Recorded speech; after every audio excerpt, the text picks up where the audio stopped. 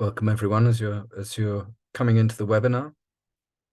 Hopefully you're at the right place. This is the Carbon Literacy Sports Kit webinar, our briefing. I'm Phil, I'm hosting today's event, but providing some soundtrack so that you can find out if you're hearing us loud and clear as well. That would be great.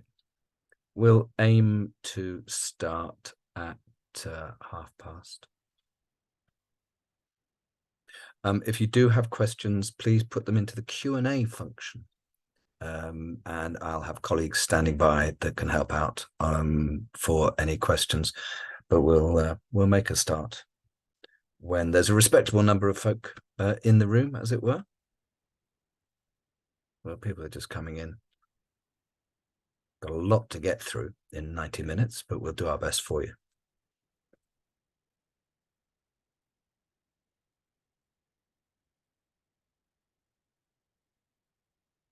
But yes, as I just said, for those that have just turned up, this is the Carbon Literacy Sports Kit briefing webinar, and we'll be making a start in a minute or two.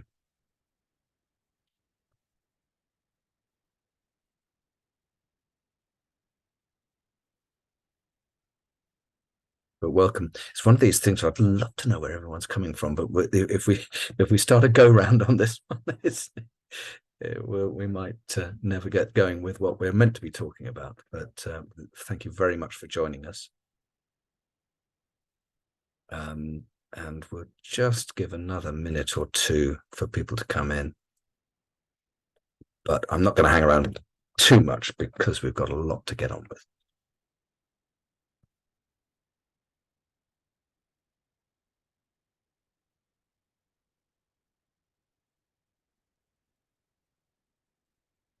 Just give people another minute, and then we'll get on with a bit of an introduction.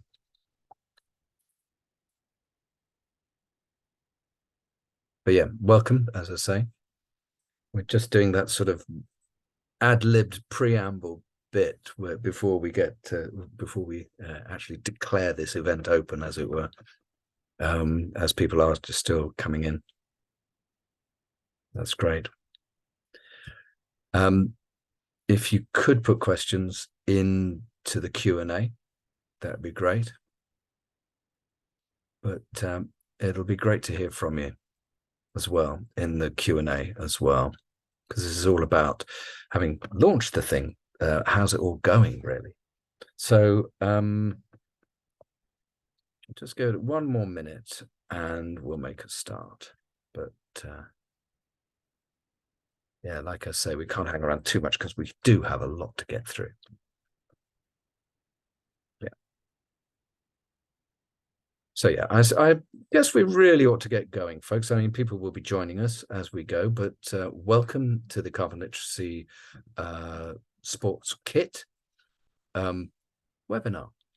Obviously, we've launched this thing, but now it's rolling. The idea of this is to find out how it's going, but also to introduce people to what we do and what the kit's all about. I'm Phil Corbell. I'm co-founder of the project and its director of advocacy. And I'll be doing my utmost to hold it all together, cast of thousands, etc., etc. We've actually got 170 people booked on for this webinar, which is a testament in itself to the interest that we've been getting for the whole thing. So do stay with us until 1 o'clock. And as I say, questions into the Q&A if you would. And I should be able to control the slides here.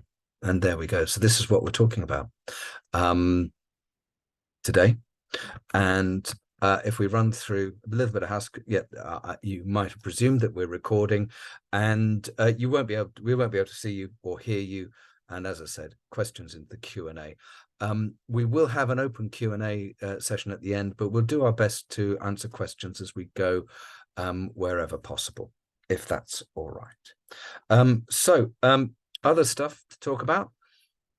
Who is this? Yeah, who's made this possible. The story really did start in Birmingham with the Commonwealth Games. So the organising committee basically gave us the kit that they wrote for the games, and that's been the root of the material that we'll be discussing today. So huge thanks to them. And UK Sport and Basis have been absolutely crucial to helping us launch and disseminate this extraordinary resource as well. Westford Mill, we always have to give a nod to as our founding sponsor. What we're going to do, well, between now and 1 o'clock, for those of you that don't know us, there's that crash course on what is it that we do. Then we're going to have a panel about the why of carbon literacy for the sports sector and some of what's going on at the moment. Then my colleagues will describe what's in the kit and how to get going. And then there'll be a second panel about people that are using the kit already. So we'll hear from the horse's mouths, as it were, about how it's going for them. And we'll wrap up with a Q&A, if that's okay. And as before, any questions that you have, you can put them into the Q&A button at the bottom of your screen. So without further ado, I'm going to pass you over to my colleague Farah, who is going to explain a bit about what we do as the Carbon Literacy Project. Farah. Thank you very much, Phil. It's great to be here today. I am Farah and I work in the advocacy team at the Carbon Literacy Project. So today, really, I'm just going to go through, yes, as very much Phil said, a bit of intro as to kind of who the Carbon Literacy Project are and what we do. So starting with a bit of an intro, really, we do have the solutions to tackle climate change, but perhaps many people just don't know where to start and how they can take action.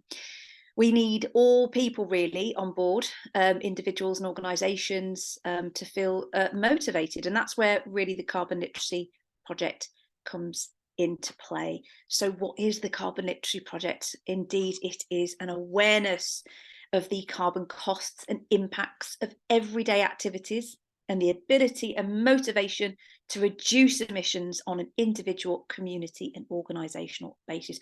Of course, this isn't easy to do, and finding that motivation is where the Carbon Literacy Project comes in. Finding that commitment to change, and also having the awareness and the education around what is exactly happening. So it is about kind of galvanizing people. It starts with people, and indeed it is everyone's role. We need to get everyone on the same page. We need to have everyone come up with solutions, and most importantly, to think about where and how they can take action. And again, that is the most important part of the carbon literacy training itself. A little bit of context of who we are. This definition was refined by the Carbon Literacy Working Group following a baseline study. The Carbon Literacy Working Group also created the Carbon Literacy Standard, which I will talk about in a moment. It essentially outlines the requirements for a training course that produces carbon literate individuals. The approach was piloted in Greater Manchester and began the coordination of the Carbon Literacy Project. This has overseen the expansion of the project across Greater Manchester, the UK, Europe, and we are proud to say globally. We have carbon literate citizens everywhere. So it has picked up momentum and is growing fast. The Carbon Literacy Project was established and again now delivers on behalf of the Carbon Literacy Trust. So we're very excited by the growth and the different forms in which it has been taken up by different businesses and organisations to date. So as mentioned, we have a very flexible framework. We have this Carbon Literacy Standard, and that essentially offers a little bit of content for you to go ahead and create a carbon literacy training course. It is broken down into 4 main aspects. We have the learning method, the knowledge part, the value section, and of course the action. So typically each of these areas are created, course content is created and resources are provided by an organisation that's looking to create a bespoke carbon literacy training, and then the course becomes accredited. As part of the standard, we cover climate science, up-to-date science, local policy, global policy, and that real relevant learning that's relevant to your sector as well. And again, some of the most valuable and important parts of this is the action piece around this. It really does instill a sense of confidence across people, businesses and organizations to take that action, to think, yes, I am going to come up with my own individual pledge to look to reduce emissions across my organization. Extremely powerful. And I shall show you some examples of how that's landed momentarily as well. The project itself doesn't deliver any of the training. We are an accreditation body, so we accredit courses. Each organisation or audience, as I said, devise their own training materials according to the sector, community, and the organisation. And materials are then submitted to the Carbon Literacy Project for review, and we do the quality control bit. So essentially we will look through courses and accredit them accordingly as well. Delivery may be observed and an evidence is collected from learners. So again, this idea of 8 hours worth of learning, and then a pledge is made, an individual pledge and a group pledge is made by the individual participant that's taking a carbon literacy training course. It is then reviewed by the Carbon Literacy Project, and we then will issue certificates for participants to become carbon literate. Other aspects as well of the actual training.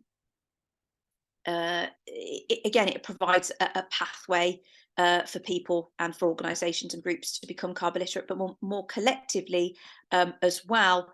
There are opportunities for people to become a certified carbon literacy trainer as well. So perhaps if you as an organisation have created your carbon literacy course, you have rolled this out internally, and you've started doing the training and rolling out the training, there is an opportunity for you as well to also apply to become a qualified certified trainer with the Carbon Literacy Project, as well as becoming a carbon literate organisation as well. So that would be a certain percentage of your employees that are carbon literate that can work towards bronze, silver, gold and platinum. So this slide here just gives you an indication of the different organisations at the moment that are engaged with us and that have been rolling out their carbon literacy training. You can see some of the bigger names here from the BBC, Auto Trader, BAFTA, and really it's lots of organisations and lots of different groups as well. You can see we also have many different local authorities and regional governments that are engaged with the carbon literacy training as well, and that have rolled out their training again right up and down the country, which is really interesting to see. And again is very much ongoing with a lots of organisations and particularly local authorities that have declared their climate emergency, that are looking to upskill, retain employees, but again provide that baseline education of exactly what the climate crisis is and what it means to them in terms of taking action within their organisation. Here is an example of some community groups, again, that are also engaged in the Carbon Literacy Project, that have created their course, that we again have accredited, and that they are now rolling out for their community groups, again, whether that means internal facing courses and external facing courses as well. So consultancies also taking on the Carbon Literacy Project and offering out to businesses and organisations within the community. We, of course, also have universities and educational institutions that are rolling out carbon literacy. Again, just to name a few here, you can see on the slide there. So quite a few different organisations again. And we also have the NHS, of course, rolling out the carbon literacy training. We had quite recently a webinar again for the NHS, and it means that lots of people that work for the NHS do have access to carbon literacy training as well. So it is a success, rolling out, really cascading across lots of different organisations. So it's very exciting to see a project of this kind grow and again have that impact across different sectors. This graphic is quite nice, and again captures the kind of momentum of what's been going on with the carbon literacy project. Again, it's been growing. We have, I think now this needs to be updated again with the numbers and the people that are certified as carbon literate. You can see there are over 5,000 organisations that are engaged, that again have either created their course or have used one of our toolkits that I will talk about in a moment. There are different sectors. There are over 25 different nations that are delivering carbon literacy as well. So again, we have courses that are rolling out and being delivered in different languages as well. So quite exciting for the project itself.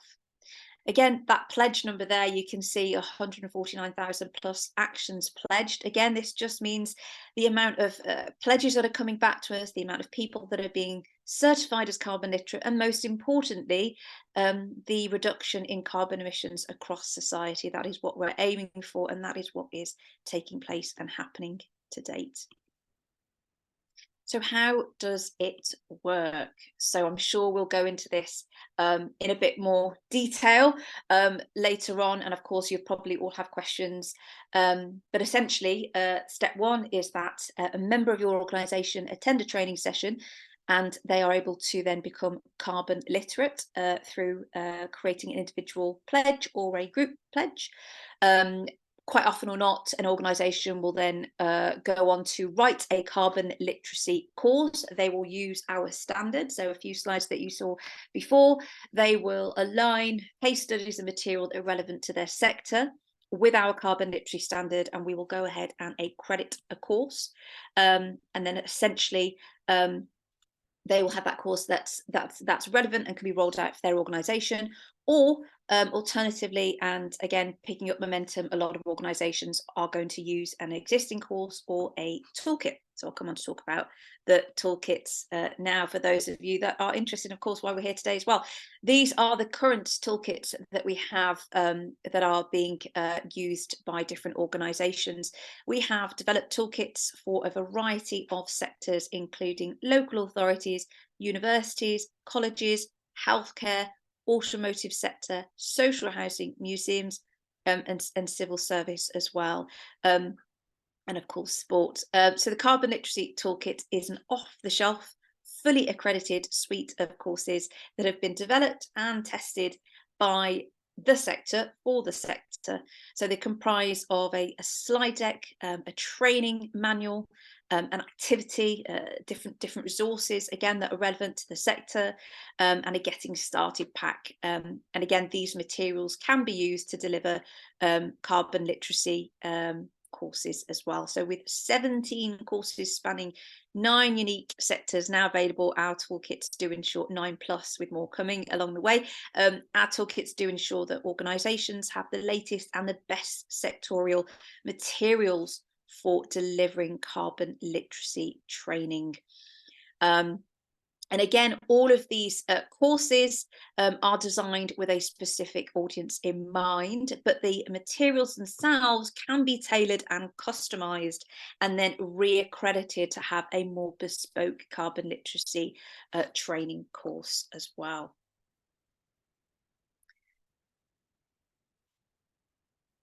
Just move to the next slide. So we know that the climate crisis is, of course, the pressing and the biggest issue of our generation, and it takes motivation, really, to reduce our carbon footprint in many ways. And today that might look very different for different organisations, whether that's looking at the environmental impact of your organisation and looking to reduce those, whether it would be for public image on how your consumers and how you're engaging with your consumers, and how consumers are becoming increasingly aware of the environmental impact of their purchases, and how they support different brands and companies based on this.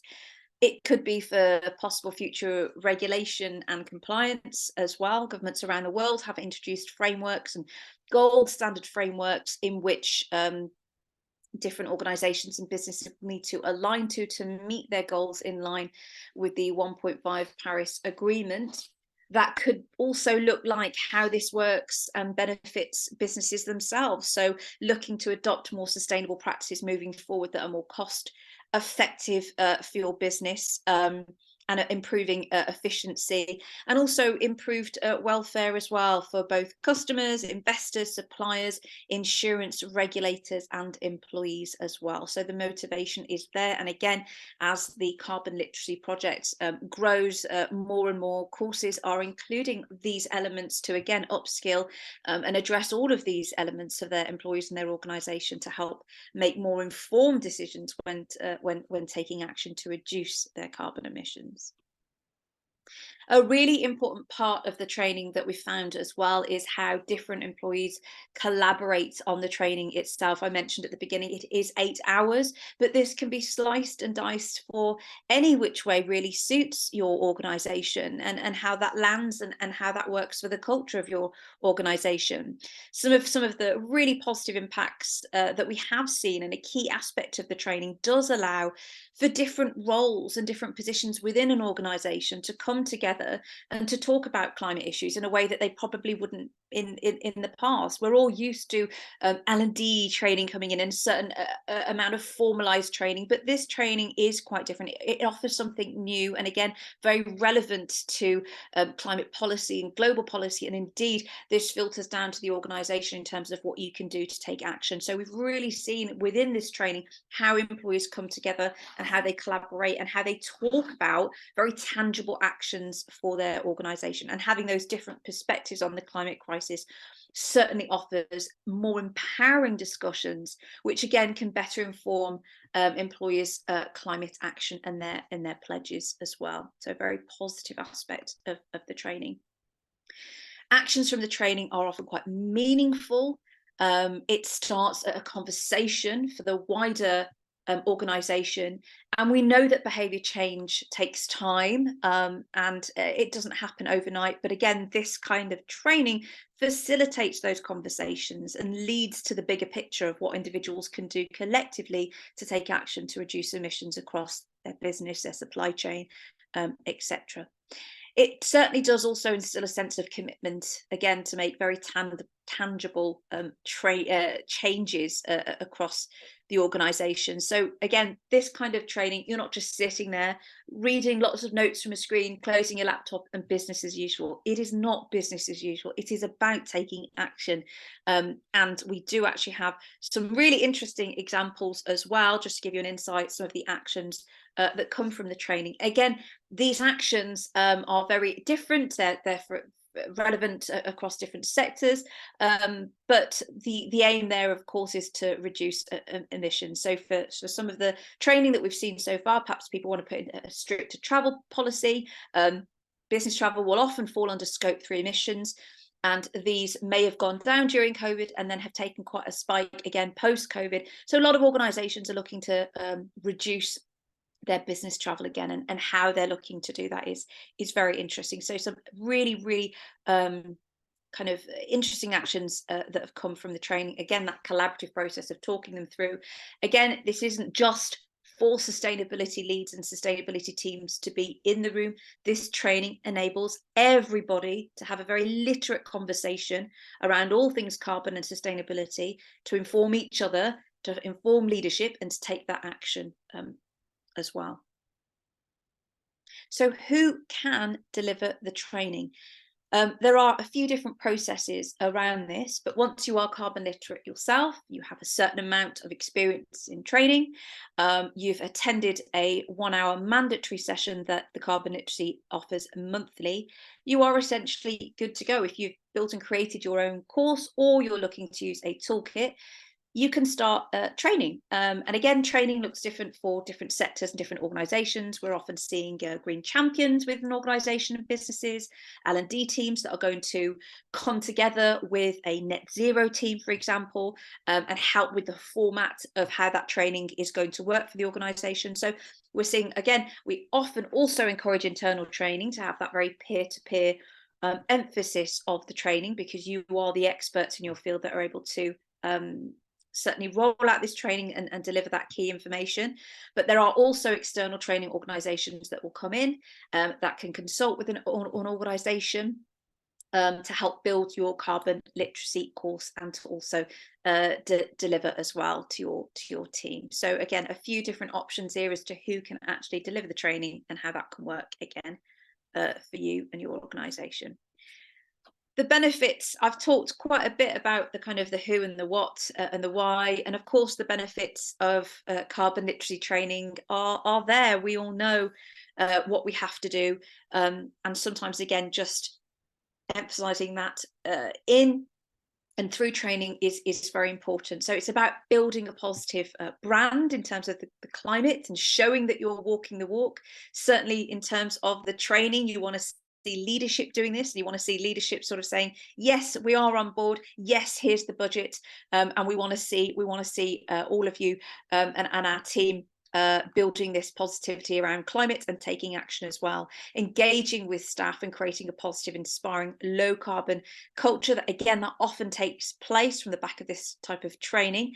Again, adding your name to a growing list of forward-thinking companies seeking a transformative change is also very important, and something that we're seeing more commonly now. Again, I mentioned behaviour change. That's what this is. This training brings that to the forefront of the organisation. And it will, of course, save money. You know, that's not always the best reason to do it, but certainly that is a reason, and a very realistic reason as well, for businesses moving forward. It's about managing impact around supply chain and creating that resilience. We are all going to be suffering the climate change impacts, whether that be physical or not, depending again on your sector. So looking to create that resilience is important. And of course, considering what social justice means along with sustainability initiatives is very important. So keeping that conversation all inclusive, and landing that with the intersection of sustainability is incredibly important for many organisations as well. So that's just a snapshot really into who we are, and a bit of history about the Carbon Literacy Project. And it's very exciting again to see us grow. And yes, that's it from me, and I hope you enjoyed that little segment there. And again, this just very last slide just shows you the sectors that are engaged so far and how we're growing. And I shall now hand it back to Phil. Thank you very much, everybody. Enjoy the rest of the Sports Kit webinar. Thank you very much, Farah. So that was your crash course for carbon literacy for beginners. As you can probably surmise, a lot more behind all that.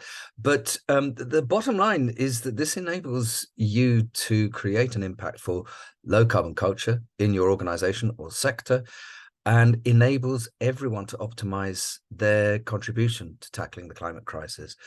Chief exec level, that extraordinary body of volunteers that you have involved in all levels of sport as well. Everyone's got something that they can bring to this, and this enables them to discover that. So we'll move to our first panel now, and I'd like the people identified there to switch on their cameras and their mics, if you'd be so kind, and we'll welcome Joe from Think Beyond. Before Think Beyond, Joe was also at the Commonwealth Games, and we'll hear a bit more about that in a second. And we'll also hear from Richard about what's been going on at Birmingham County FA, and Russell about what's happening at Basis as well. Or rather, let's get some context setting first. There's an origin story to this. So that event in Birmingham, Joe, what was your role, and how did your course come to pass?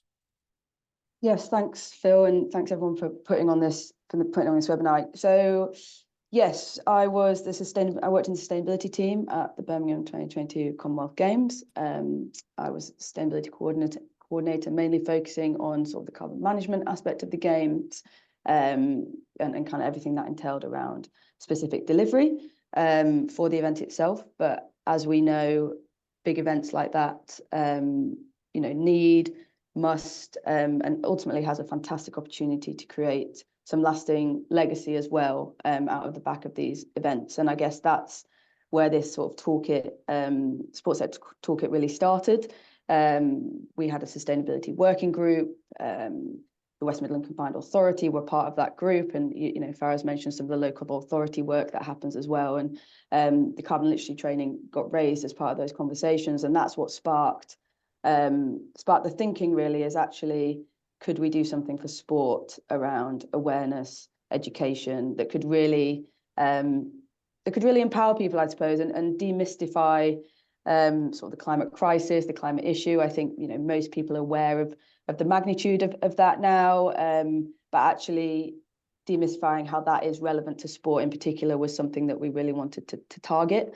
And the carbon literacy, under kind of a bit more exploration, was a nice fit in terms of a vehicle for that. I think another key aspect I was really keen on as well was to make the training as accessible as possible. So there is, there's quite options of training out there, or great training, but I really, the carbon literacy does to a certain extent make it more accessible, reduce some of the barriers in terms of cost. As we've heard from Farah, getting your peers together, it could be delivered internally as well as externally. So there's lots of flexibility, but ultimately, I guess, the aim of the toolkit from our perspective at the Games was to provide something back to the sports sector that could really support the growing conversations around climate change, climate justice, and how sport really does get more involved in that conversation across all levels, not just the sustainability team. So yeah, that's and not just the footprint. There was the broader, yeah. How do we bring this into the conversation? How do we involve, and again, aligned very much with the Games engagement with its many communities as well. And the knock-on effect hasn't just been in sport; it's also been into communities. I think without you guys, I don't think the West Midlands Combined Authority would have been quite so enthused, and they're making a real push on this and using those tools as well. So we it started there. Definitely pushed each other.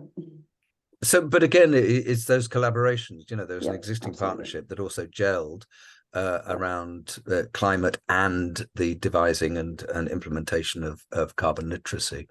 So that happened there, and then luckily the powers that be enabled us to use your course as our feeder for what is available now.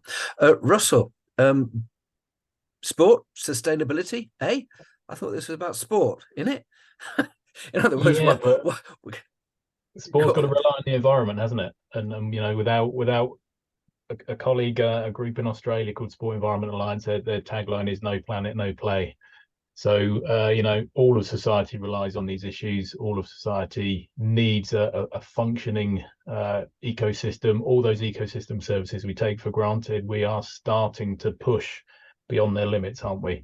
So I think that's where this awareness comes from.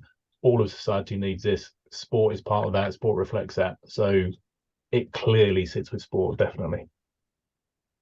And there's something particularly tangible because we work across all sectors with carbon literacy. Sometimes the connection is not quite as obvious as it could be. When we've got people in sport, it's sort of hello. Because of the impacts of extreme weather. Exactly. I guess sometimes it's actually getting that direct impact that it's not just slightly bizarre weather that's happening. We're driving this. So that's the connection you've got to make. I think the impact of weather on sport is clear. It's there. Whether it's a 40-degree day like we experienced for the first time last year, you can't put anybody out to run around a football pitch for 90 minutes cricket for a whole day in those kind of temperatures.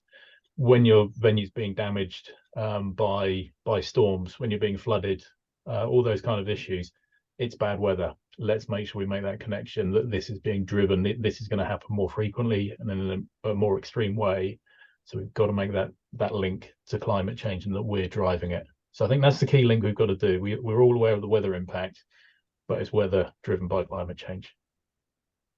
And also that extraordinary community that comes with, way back in the day, one of our earliest chief execs who came on board. Why? Because he was a Sheffield Wednesday fan, and this is a good decade ago. He got stranded on the platform at Sheffield on the way back. But what's going on here? It was a real moment for him that it led him to take climate action into his community, which leads us nicely to Richard, actually. So Richard, at Birmingham County FA, you're looking after the grassroots. How many clubs under your umbrella now? Just over 1,000. You say that so modestly, Richard. I'm not personally responsible for all of those, though. No, fair dues. But you at Birmingham County FA have been pioneering sustainability in soccer. Tell us a bit about your initiative, Save Today, Play Tomorrow. Yeah, so Save Today, Play Tomorrow launched in June 2021. And at the time, it was the first of its kind sustainability programme that looked to empower, engender and educate football in the West Midlands region from the bottom up. We recognised that as a regional governing body for football, we had to act now to ensure that the beautiful game reduces its environmental impact, and also being a provider to those involved at all levels to make informed decisions about how the future of the game is shaped, so future generations can obviously enjoy and sustain the game. You touched on the number of clubs we've got. So just for context, we've got 1,000 affiliated clubs, which equals 5,400 teams, over 80,000 registered players, and 1,400 match officials. And we have a volunteer workforce of about 25,000. So we have got a real sphere of influence here. Our programme is aligned to the UN's SDGs. It has 4 work streams: positive education, health and wellbeing and climate action, and reconnecting football to nature. And each of those work streams has a series of planned initiatives, campaigns, products and services for clubs, which include things like a REGO certified energy tariff, a boot recycling scheme, and a grant fund that gives clubs an opportunity to purchase items they might not have been able to afford previously that best benefit the club and also the environment as well. So Joe touched on it. One of the fundamentals of our programme is all about accessibility. So we ensure that we remove all barriers of entry for our programme, and there's no hierarchy. So it doesn't matter if you're a 100-team youth club or a one-team Sunday league club that plays out of the local park. There are elements of our programme that everyone can adopt, which includes obviously the carbon literacy programme. Some of the issues that we're facing in our region. So we have about 48,000 football matches every season, and that generates about 12.5 million travel movements around our region. And we know a greater percentage of those are by car. But more alarmingly, following some research that we did back in 2021, we know that 50% of football venues in our region have air quality levels that exceed World Health Organization safe guidelines. So it places individuals now at risk of long-term health issues. But on a positive, what is encouraging is that our member clubs, 86% of them believe that they could and should be doing more, but they don't know where to start, which is why we took the carbon literacy projects. We've made a bespoke course that's now relevant to our audience and help support our learners better understand that relationship that Russell was mentioning there between climate and football. So that's just a jaw-dropping in terms and brilliant summary, by the way, of a huge project, Richard. Not just those numbers, but about appropriateness as well, and how that the boundary between sport, the pitch, as it were, and the rest of life. So I think that's illustrated really, really well. And so your course is particularly for grassroots football teams. and you have an intention to share that beyond the West Midlands as well. So, and it was another inspiration. It's one way in which carbon literacy is landing, but also in the broader context of sustainability, that you're using that as one aspect of mobilizing your people there. So, thank you very much, one and all. Each one of these conversations, it's so frustrating having a time limit on this, because there's so much more we'd like to say. But we'll hear more from Russell in a bit. Richard, Joe, thanks very much for contributing as well. Much more that we can dig into there. But okay, so we've been talking about this toolkit thing. What is it? And how do you get to it? One of our leads for this is Jack, and he's going to take us through what the sports toolkit is. Over to you, Jack. Thanks. Thank you very much, Phil. I am indeed going to do that. My name is Jack. I am the cultural sector coordinator at the Carbon Literacy Project, but I've been supporting the sports kit project last year or so. And I'm going to talk a little bit about what the sports kit actually entails and how it can be used to deliver carbon literacy within your organisation. So essentially, the sports kit is an off-the-shelf, finished, ready-made, fully accredited carbon literacy course for people in the sports sector.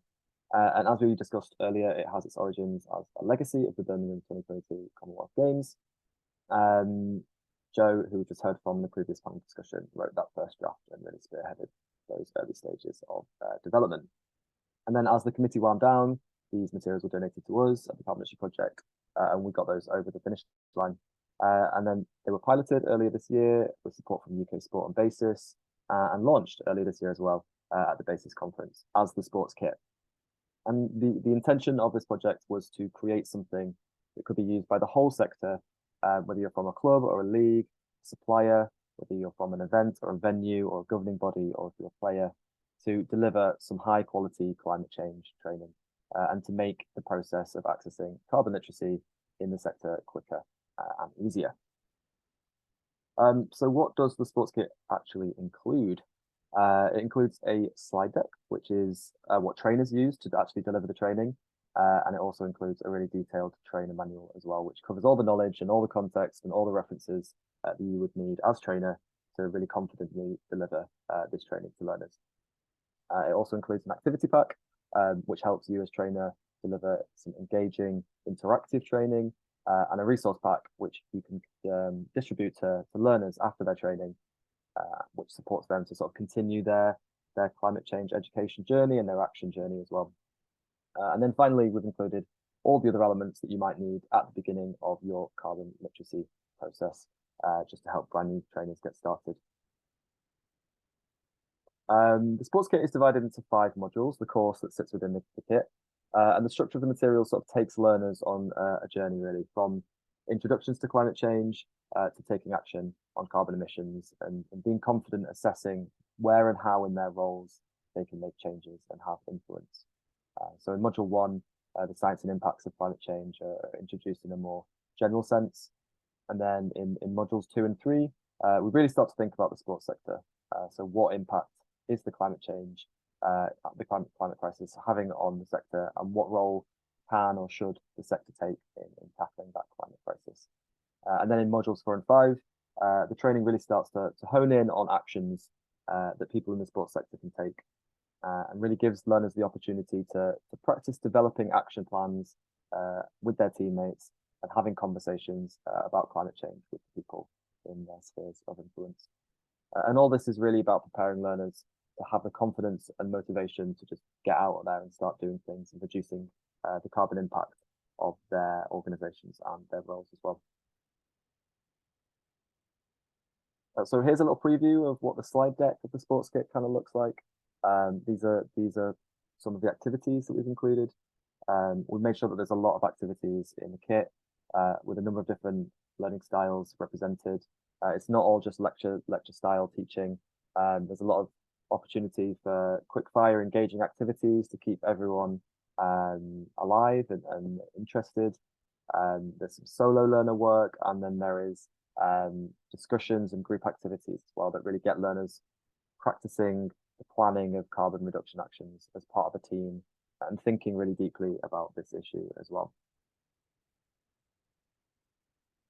So as Clara mentioned earlier, there are a number of different routes to engaging with carbon literacy. Designing a course of your own from scratch is one, but accessing a toolkit like the sports kit, if there is one available for your sector, is another route. And I'm now just going to talk about some of the benefits of using a toolkit like the sports kit. So firstly, our toolkits are developed and piloted with support from sector organizations. So people that are actually working in sustainability in the sector have given us their insight and feedback, and that's been incorporated. And these organizations are now delivering and rolling out carbon literacy. So it has that seal of approval. Because it's a ready-made course, you can save all that staff time and therefore money associated with putting together a course from scratch. And it also meets the carbon literacy standard, which is another thing that you can spend some time preparing for when you're developing a course from scratch. But because it meets the carbon literacy standard, you can rest assured that it meets our sort of tried and tested framework, which hundreds of organizations now in various different sectors have used to deliver really great training. It's ready to go, so you can pretty much start training as soon as you've got the required accreditations yourself, which is just ACE. It means that there's no time barriers necessarily, or much fewer time barriers. Also, we obviously wanted to make a resource that can be used across the sports sector. As I mentioned, the sports sector has a lot of diversity. There's many different sizes and styles of organizations, and for that reason, we've included a lot of customizable elements so that you can make the training really relevant to your sport or your location or your style of organization as well. And my colleague Steve will speak about that a little bit more in a minute. And finally, we update our toolkits yearly with new case studies, science and policy. That all stays fresh. And then we also incorporate the feedback of training and learners too. So it's something that you might have had to do as trainer if you built your own course, but you wouldn't have to do so with using the toolkit. And all of this is designed to make picking up and delivering carbon literacy as easy as possible in the sports sector. Cool. So how does the training actually work? It is a full day's training, like all carbon literacy courses. But because it's divided up into modules, you can deliver it in a structure that suits your people or your organization. So for example, you can deliver it in 2 or more days if that suits. It's also suitable for online or in-person training. The trainer manual includes instructions for both. And we recommend groups of around 15 to 20 people, but if you did have more facilitation support, more than one trainer, you could bump up those numbers perhaps. The course is designed for internal delivery, so if you wanted to deliver it, peer-to-peer, a staff member delivering to other staff members within an organization, that is absolutely great, that would work. But likewise, if you wanted to procure support from a consultant or a freelance trainer to help you deliver the sports kit, that's fine as well. We would just recommend that they are someone who understands the sports sector and where you're coming from as an organization. In terms of costs, there's a couple to know about. There's a license fee payable, which is on a sliding scale and which is dependent on your organizational turnover. And there's also a compulsory learner certification cost, which is between £10 and £30 per head, again, which depends on organizational turnover. It's probably best that these costs can be discussed with us in an introductory meeting or via email if we've already begun the conversation, because they do vary based on organization size and turnover. But ultimately, the costs are designed to be affordable and accessible for different size organizations. We're currently working on the second iteration of the sports kit, and that's going to be launched in the coming weeks. So you can either get in touch with us about this, or you can join our mailing list for updates. And I'm going to pass over to my colleague Steve now, and I'll also post some links in the chat to our mailing list and our email address as well. So over to you, Steve. Thanks, Jack. Hi, everyone. So I just to give you a quick update on where the toolkit's got to. I'm the sports coordinator here at the Carbon Literacy Project, so it's been my pleasant job to be speaking to everyone who's wanting to pick up the toolkit. And here's just a few of the names who have picked it up in the last 6 months. even got to the point where they're now delivering training on a regular basis. Russell, who we've already heard from and we'll hear from again at basis, and Surrey have just started picking up and delivering training from community leisure. So a bit of a different take on that, looking at adapting the toolkit. So as a slightly new point of view with that. And Chelsea, slightly bittersweet one for me as a Watford fan, but they are looking to be our first sports sector carbon literate organisation. So I mean, as fantastic as that will be, if there are any other non-London based clubs who fancy putting Chelsea to the test on the timescale of that'd be great. Well, depending on where you are, I may well be rooting for you. Fantastic clubs who are and organisations who have started picking it up and got around to delivering training. So that's just a quick update on who's been picking it up. I thought I'd just go through a few common questions we get when when people are beginning to pick up the toolkit, and just give you a little bit of detail on those. So the first question is always, well, it's a whole day's worth of training. How on earth are we going to fit that in? Can we break it down? Well, absolutely. The first thing to say probably on this is that, I think carbon literacy training started out as a week-long training kit. There's a lot of information to get across when it comes to getting people up to speed to a day, but there's no real way that we can go less than a day without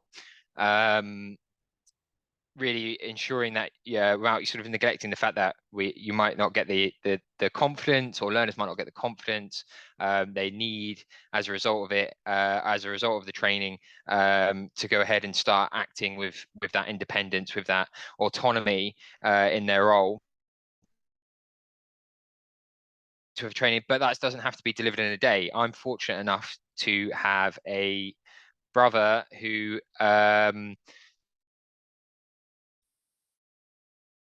universities, and on the side he also trains carbon literacy, and he has seen training delivered in every way possible to fit with, shall we say, the hectic schedules of students, to be polite, but yeah, so he's seen it delivered in a full day's worth of training, and broken it all the way down into 8 individual sessions, and his feedback is that there's no real, all different ways have their pros. When you're training on a get it on, all the training done in one day, you get the full emotional swing of people coming to grips with the downturn of the day, where they realize the scale of the climate crisis, and then come out of it feeling really energized, really empowered, knowing what they can do, taken on in the first half of the day, and then all the way, and you maybe split that up over 8+ weeks. Oh, I've just got a note saying my sound might be breaking up. Please let me know. I think there will be a recording of this going out if you do miss anything that I've said. Yeah.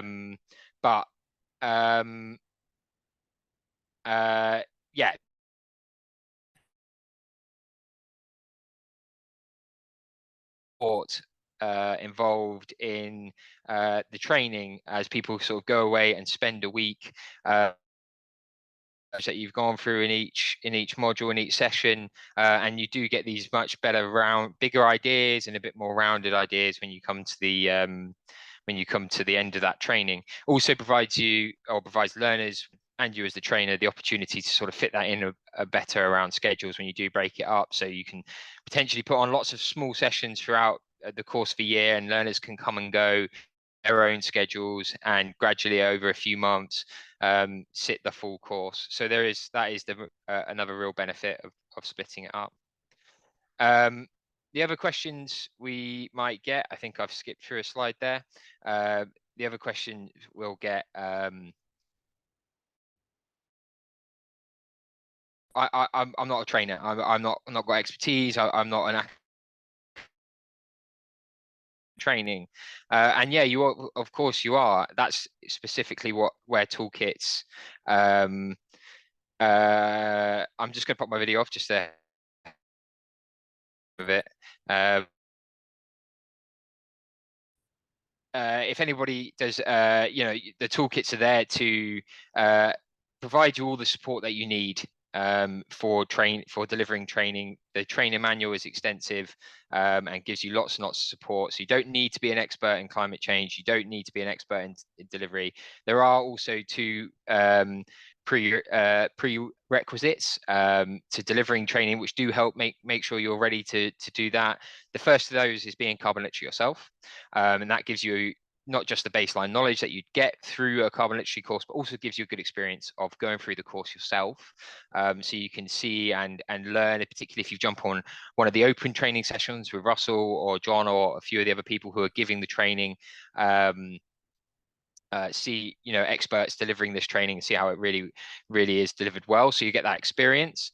And the other prerequisite, I can never get that word out, is to jump on a Delivering Successful Carbon Literacy webinar. That's a free webinar that is there to help new trainers build confidence. It's there to help people who are experienced with delivering training get tips for, you know, delivering carbon literacy itself. As much as anything. So lots of support. The other thing that's also there to support is the carbon literacy team. So myself, Raghav or Jack are the three main people who are working around the sports sector. We're all here to help the process. So if you've got any questions, even when you pick up the toolkit and first have a look at it, you know, you can just ping us over a line and we'll help clear up anything you're not sure with. The next question that we often get is, which we've had mentioned already, is can I customize the toolkit? And the answer is absolutely. So in the new toolkit that's coming out very shortly, everywhere you see this blue Carbon Literacy Customize Me logo, that's where we'd actively encourage customization.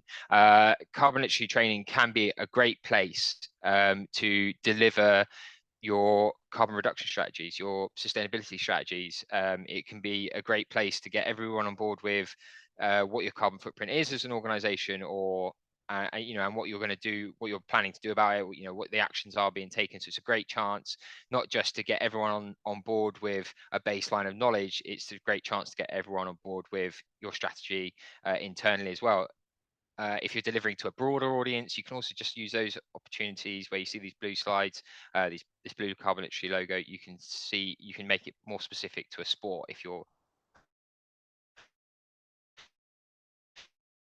beyond that as well. That's perfectly possible. I think this has been mentioned a few times. You just need to go through the reaccreditation process. And the last question that we often get is that there's hundreds of people in an organization. Do I have to train them all? Well, no, there's something built into carbon literacy training that's specifically there. I've already slightly alluded to it. But once you are carbon literate and you've jumped on your open carbon literacy course and you've become a carbon literate person, you're then ready to and been through the delivering successful carbon literacy webinar, you're free to give training yourself. So you might choose to deliver training to a small group within your team if you've got a large organization, who then, once they've gone through the process of jumping on that webinar as well, are then there to give training as well. And so then you have a small team who can deliver training, and so on and so forth, before we get to the masses that are all carbon literate, all trained. So within carbon literacy, it's built for you to scale, whether you're just a small club, a small organization with a few people involved, or you're one of the larger ones in the world and you've got thousands of staff. It's very manageable to get through that, as you see fit. So before I pass on back to Phil, just a quick look at where the toolkit's going. Sports kit this week or next, and then over the course of the next year, we're looking to add an e-learning pathway. We've got a great partner in line with that, to build on our existing framework and our existing e-learning pathway, which we already have available, and also some international versions of the toolkit coming out. I think I saw a couple people who are couple of partners who are going to be working on that from around the world. So a few different countries. I think there's about 17 countries now that we've got partners lined up for, and who are working with us to deliver an international version of the toolkit. So that's all coming in the next year. In about a year's time, we'll be rolling on to version 3.0, which is where we're going to be introducing some pathways. So there won't be just completely new courses. It will be additional modules which you can add and take if you're delivering to a grassroots audience or a performance audience. So you can really make that course a little bit more specific to your audience. And rolling on from there in a couple of years' time as well, we're going to be looking at expanding to different specialisms within sports. So that might be broadcasting, it might be merchandising, it might well be fan engagement, or courses that are more specifically tailored to fans. And then we'll also maybe be looking at specializing to a few different types of broader types of sports, maybe your indoors and outdoor sports, winter, summer sports, and that sort of thing. Pass over to Phil. There we go. To get in touch and keen and really liking the sound of what we're offering here with the toolkit, get in touch, drop us an email. Email's there on screen, and we can have a conversation and see how where to go next. And then yeah, it's just a case of getting yourself on that open carbon literacy course, or if you're already carbon literate, getting yourself on a delivering successful carbon literacy course, and then we can get the toolkit over to you and away you go. So it's as simple as that. Right, Phil, over to you. Steve, medals for you in terms of struggling on with the broadband. I mean, we've got this great solution for climate action. I wish we had one for reliable broadband, but thanks. I think you get the sense of what we have going on there. Is very well thought through. It's not just within the sports sector, but within our sort of huge community of practice within carbon literacy. We do have solutions to optimize the introduction and the impact of carbon literacy to your organization. Please just ask us. So let's move on to our next panel. And I'd like to ask our panelists to switch on their cameras and mics and step up so we can meet them. Let's just see if we can get that going with my colleagues bringing these folk into the room, as it were. Here we go. Marvelous. So that's great. This is just teamwork. Works fantastically. This is more about how it's working for you. If we can, we'll just say first hello to Evelyn from UK Sport. Hi. To Jen from Community Leisure, and back to Russell as well. Evelyn, you've been UK Sport's been supporting the development and rollout of the toolkit. You were involved in development. What did you think of it when it landed? I mean, it's a fantastic resource, as Jack and Steve have talked us thoroughly through there. Like, the kit is made to be off the shelf, like it's just ready when it gets into your hands, and it comes with this super thorough training manual, which is really helpful. So if there is any kind of confusion or lack of confidence around the delivery of the materials, that trainer manual is your Bible, and it's got all that background context. And then the kit also comes with all the sources. So if you're ever kind of questioning something, or you want to delve a bit deeper into something that the course provides, then all the sources are listed there for you as well. Yeah, I always remember that there was an early user of the council training toolkit. I think she picked it up on a Tuesday to run her first training on a Thursday. And she was already carbon literate, and she went, the manual held your hand at every point. Usability, the reason we do all that detail is for usability, and that confidence issue that Steve related to. Oh, I'm not a climate expert, or I'm not a hugely professional, experienced trainer. The idea of the toolkit is to bridge that gap. Jen, Russell, first impressions when you got your hands on the finished version? Jen?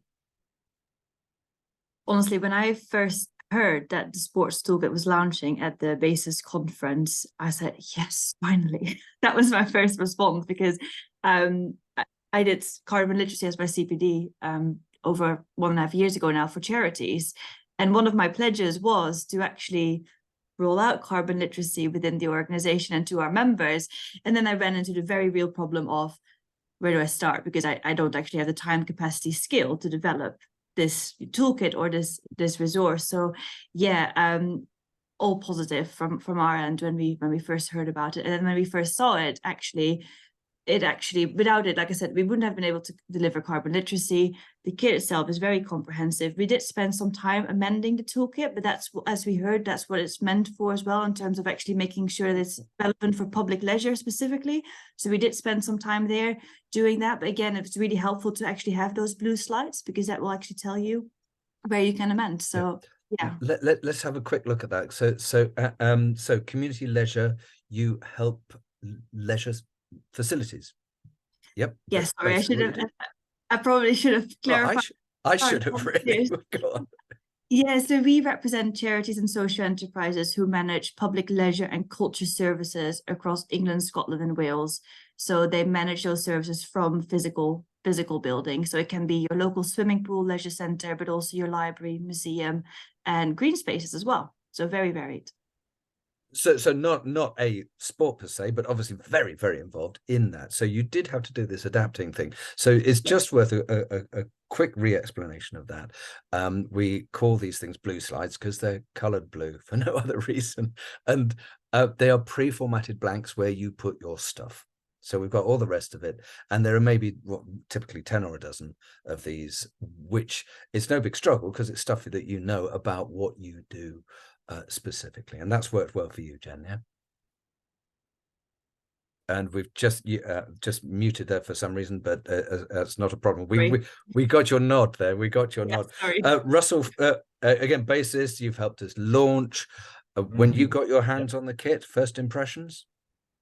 Yeah, look, I mean, we were involved right at the very beginning. I think even in some of the conversations when it first started to even be developed. And I know we did the first test even pre the launch. I think we'd done 2 or 3 sessions just to assist and help. So I guess in some ways the actual kit as it came out wasn't particularly new to us, but it's comprehensive, isn't it? It's there. You talked about the structures already, those 5 elements that are core to it, and it makes sense. It's what you need. That's the foundation. So for me, this is it is that entry level, and I say that in a very, very positive way, because that's exactly what you need for most of your staff. You need them to come in and just get the basics.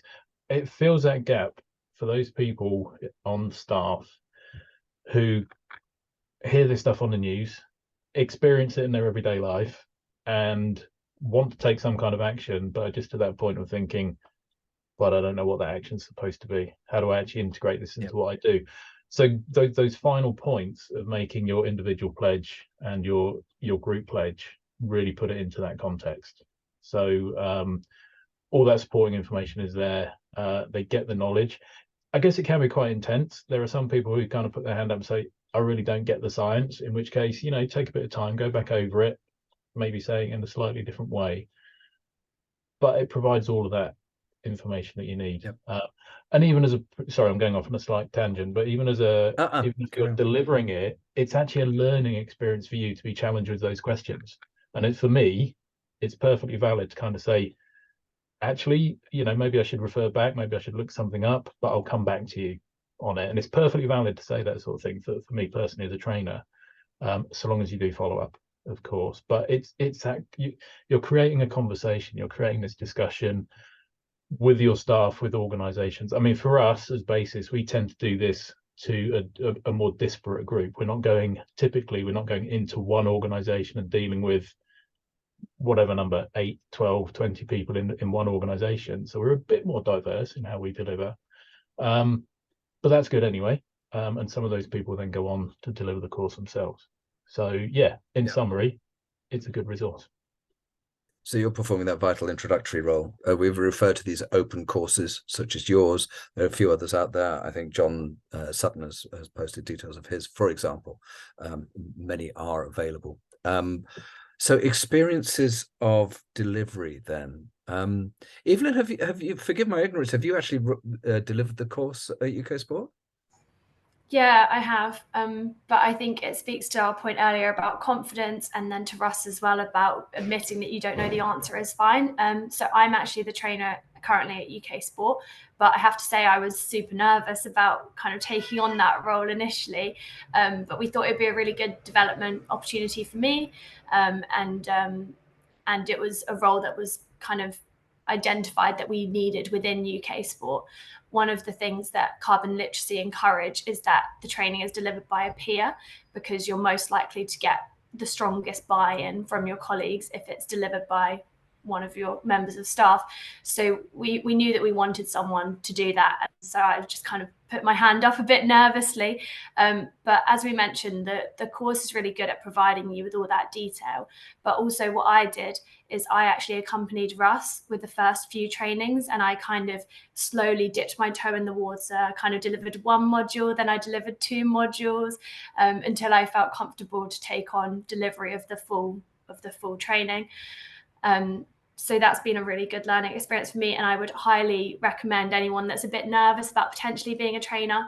I totally respect that, but I would encourage you to take that leap, because like I say, the course is really supportive of it, and there is very much the culture of it's okay not to know the answer. And I kind of say that up front when I start my training, and I invite participants to kind of challenge me and ask questions that I might not have thought of or might not know the answer to, and we can learn about those things together. That's fantastic. And that idea of jump in, and also that such is the collaboration between within carbon literacy as a whole, and particularly within the sports side of things. If you are a bit nervous, odds on we might be able to find you somewhere where you can sit in and observe after you've done your own training, or dip in like you did with, it's a classic model, build up your confidence, because we don't require people to be certified as trainers.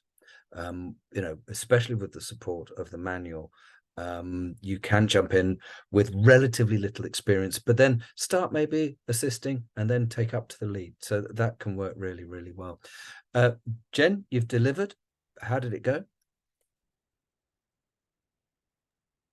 Well, first of all, I was better at unmuting myself during the train than I was just now. No, I think it's been brilliant. It's been very positive, but it's also been overwhelming, if I'm completely honest with you.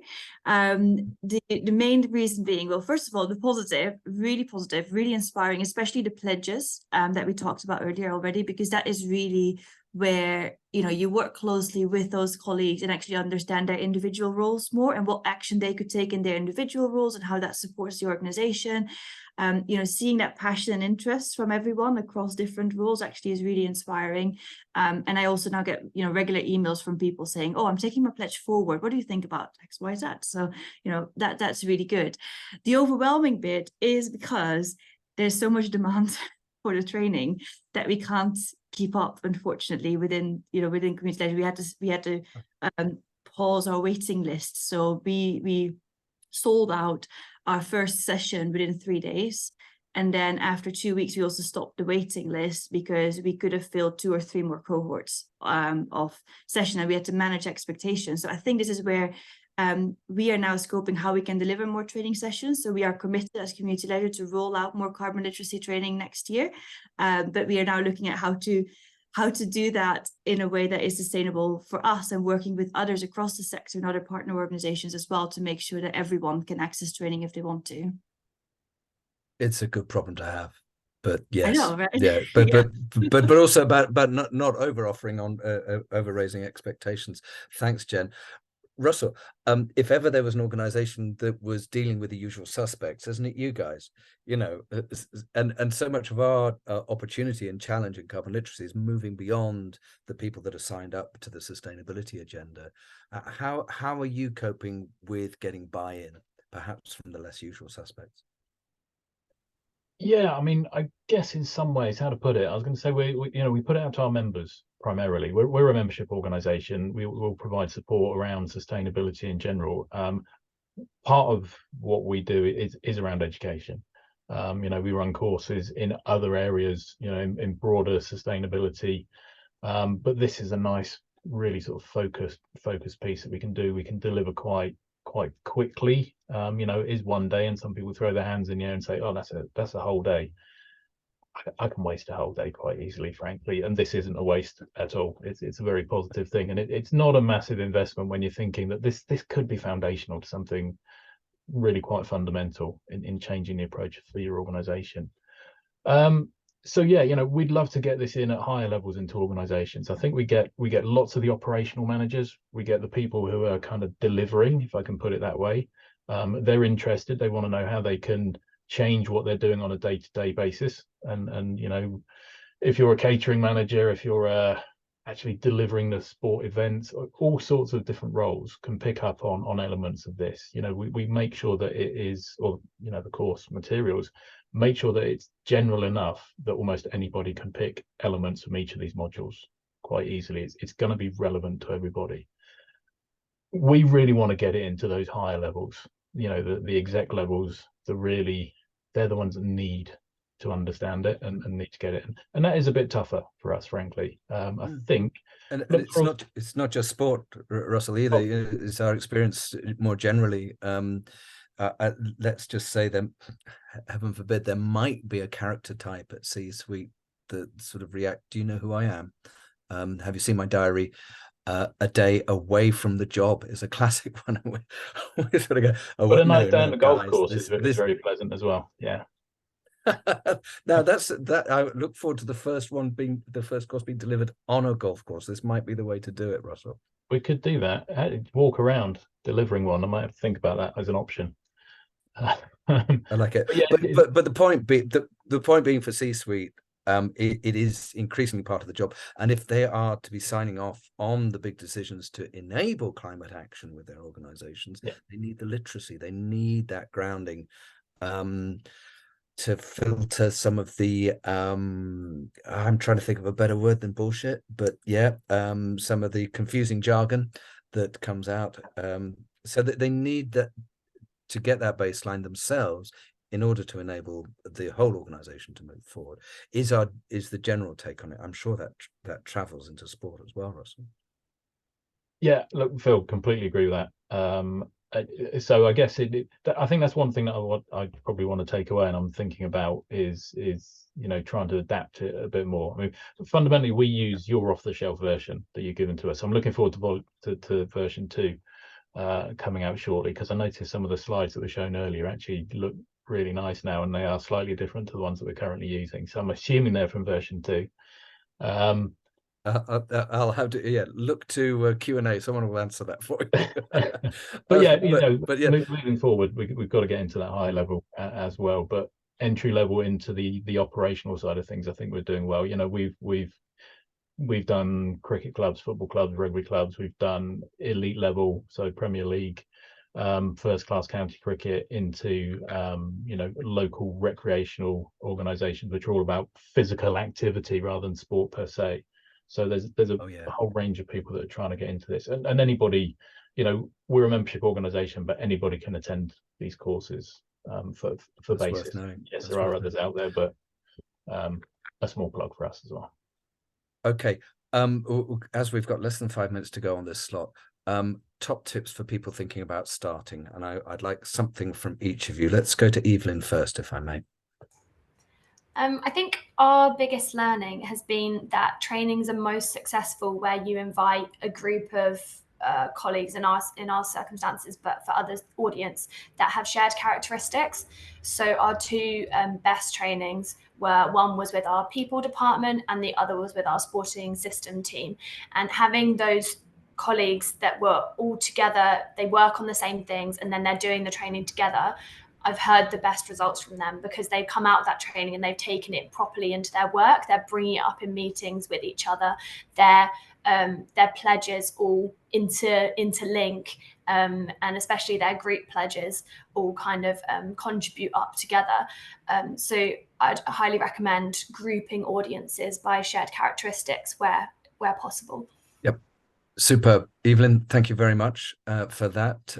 Jen, your starter for 10, I mean, as in for other people, who top tip for someone starting?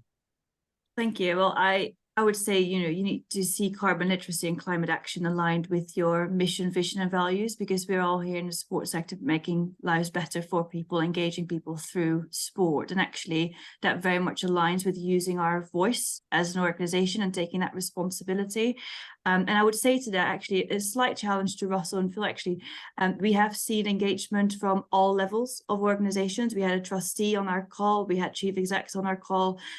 So we do see within public leisure, within our membership, that there is real interest and engagement. And I had multiple CEOs on that waiting list as well. So just to let you know, they might not be the fastest to sign up, you know, right away. But as I said, that waiting list was open for 2 weeks, and we got multiple decision makers there, engaged and interested and ready to go as soon as we put on more sessions. So yeah, alignment with mission, vision, and values, I would say. And no sweeping generalizations from the likes of me, as in I've got, it's such a diverse potential audience, particularly for this toolkit. But I think we're illustrating some of the more challenging pushback that we get in some places and not all. So thanks, Jen. Russell, your top tip for people starting? Yeah. I think I'll reflect something that Evelyn said earlier, which is, you know, just get on and do it. You know, volunteer to be the trainer in your organisation, and give it a go, and understand that you're not going to be able to answer all the questions. I've been doing training for a long time, and I'm comfortable with standing there and saying, you know what, I actually don't know. Great question, but I don't know, and I'll come back to you, and I'll make sure that I do. But the key thing for me, I think, is this is the beginning. It's not the end. You know, you get your carbon literacy certificate, build from that. You've made your pledges. Follow through on those pledges, or they may change slightly, they may adapt, but follow through on something from this, but keep learning as well. There's so much in here. Yeah. This is not a negative comment, but there is so much that doesn't fit in this. This is the foundation. This is what you need to get you going. There is so much other information out there about climate change, greenhouse gases, the whole sustainability set of suite of but also issues. So move on from it. This is your springboard. The great stuff that's going on. You know, we rarely have to invent stuff to do the right thing. It's about finding the thing that works for you as well. So it is that starting and getting started. Be assured that this lands well. Consistent feedback from every HR department that's ever done a feedback form on our training. It lands well. So just get it going, and it will start to build its own momentum as well. You will have the foundations for an impactful low carbon culture in your organization. So Evelyn, Jen, Russell, thank you so much. I wish we could have gone on with you guys as well. There's so much more to say. Maybe we will one day, but thank you so much for your contributions to this and going forward as well. At which point I'm going to pass over to Jack to take some questions and give some answers even. Thank you very much, Phil. We haven't got a super busy Q&A inbox, as it were, so if anyone wants to post some questions in the Q&A now, we can get those answered. But there is one for Richard, which I think Richard would be better at answering than I would. So Richard Stewart says, any sign of Manchester or Cheshire County FAs following the example of Birmingham? I thought you might have some insight on that. That's a good question, actually. So as a county FA, yeah, we sort of put our head above the parapet and were the first to sort of step into this space. But we are now delivering carbon literacy to other county FA staff, and in our course next week, we do have representatives from both those county FAs on board. So yes, so hopefully we are now seeing a steady flow of other county FAs following suit. Nice. And Stuart's just posted in a follow-up question as well, saying many examples of junior football clubs taking action. Have some insight there is, yeah, there is a good number within the course. There's some really good case studies from local clubs of actions they've undertaken from an individual level and from a wider organisational level as well. So yeah, as I say, it's a really good starting point for clubs to understand actually what their role is or can be, and then that's where we're starting to build this sort of catalogue now of case studies, and we'll continue to do so. Amazing, thanks. And I think, Stuart, it'd probably be best to get in touch with Richard if you have any more questions about the Say Today Play Tomorrow initiative and what's going on there. He'll be absolutely happy to answer those. Someone has asked, how do we go about hosting supported sessions? Do you have a database of trainers we can connect with? We do. We have a trainer directory, and we also have a number of people who are working on delivering open training in the sports sector at the moment. And I imagine that some of those individuals would be happy to act as consultants and freelance trainers for you. What I will do after this session is to collate some contact details for maybe everyone that has been at this event, so that they can go forth and have those conversations themselves. But yes, we do have a database, or at least some information that we can share with you. Is it possible to have all the panel's emails for any follow-up we may have? I will find out for you, and I will get back in touch and let you know. That is something that I imagine some of them will be happy to do. What is the cost to have a bespoke course certified for an organisation? It depends on, again, on organisational turnover. That's probably a conversation that would be best to have sort of one-on-one with us, and we can let you know what those costs would be. But it's meant to be fairly similar to the accessing of the toolkit. They are never super different in terms of cost, just so you are aware. Can anyone give an update on England Rugby's involvement to date? I could pass over to Steve. I think he will know better. If he might know if there's any sort of publicly available information about that. There might not be, but Steve, if you could jump in. No problems. Hopefully the internet holds a bit better this time. Yeah, so England, they picked up the toolkit, England Rugby. They are looking at adapting it to something that's rugby specific at the moment, with a view to delivering it to grassroots clubs. So Martin over at England Rugby is leading. Yeah, I'm not sure how they're getting on with it, but I think they've just started the process in the last few weeks. Amazing. Thank you very much, Steve. George has asked, for suppliers who work across the sports sector alongside music and other live events, would the training still be relevant or need to be tailored? So George, I think that if you planned to deliver the sports kit to a sort of broad audience that included individuals from both the sports sector and music and other live events, I would say that yes, it probably would be good to do some sort of slightly more significant tailoring, possibly reaccreditation of the sports kit to make sure that it is appropriate for the audience you have in mind. Again, without a little bit more information, I can't give an exact answer, but we'd be happy to field that question over email or with a chat as well.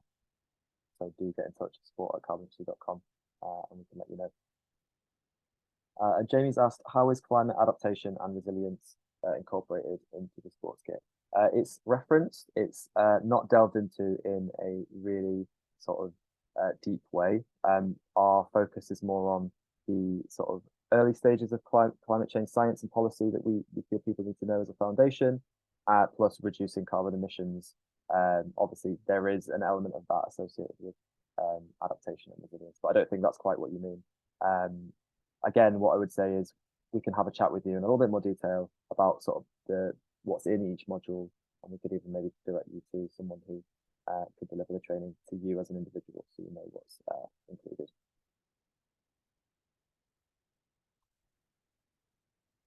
Fabulous. We've only got a few minutes left. I was actually wanting to ask Evelyn a question about the Miro board that's been posted, if Evelyn's still around, because I think that having seen that, it was quite a useful resource, and we didn't go into it in too much detail. Yeah, I just wanted to share with people, we've created a infographic effectively about our journey with carbon literacy, and obviously because we were involved right at the start with kind of introducing it to the sports sector and piloting it and stuff, our journey starts much before it was actually formally released earlier this year or last year. Yeah, but if anyone's interested to hear more about our journey or how we're rolling it out, or how we're kind of encouraging staff to join, then very happy for you to reach out. I've put my email address in the chat as well. Amazing. Thank you very much, Evelyn. I think that will be really helpful. for people at the beginning of their journeys. Cool. I think that is all of the Q&A questions answered. Obviously, if anyone has any more, by all means, get in touch whenever. We'll be happy to chat. And I'll now pass back to Phil. Thanks very much. In spite of this having been a 90-minute event, I still feel we're only scraping the surface of what the carbon literacy community, and particularly the community that's coming together around this resource, is generating. It's wildly collaborative. So if you do have questions, get in touch. The questions will be useful, and we might even have answers. Well, no, I'm sure we will have answers. So please get in touch and try it. You also, if you're interested in the materials, you'll be able to see a lot of that before you commit to training, etc., etc. So, you know, we're as open as we can with sharing stuff, enabling you to explore the potential for carbon literacy within your organization before you take it up. And that was an interesting question from George, where it's not strictly just sport. Yeah, let's explore those intersections as well.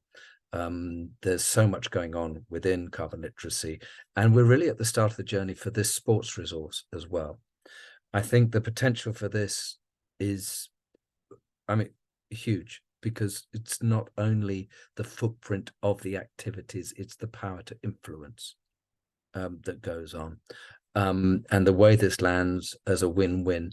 John Sutton is with us. He's one of our preeminent open trainers, and he shared the story about the Melbourne Open Swimming Club, who are now assisting their swimmers, and there are lots of them at their events, to come sharing transport with low carbon transport, because they go from, I think, from pontoon to pub in their swimming. Not that this stereotypes Australians at all, but there's the win-win of you can catch the coach to away from the pub as well. So it's not just about carbon footprint.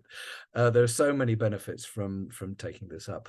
We're going to wrap up now. I can only encourage you to get in touch with any questions or observations that you have. We'd love to hear about how you felt about this particular event as well. We always like to be able to up our game too.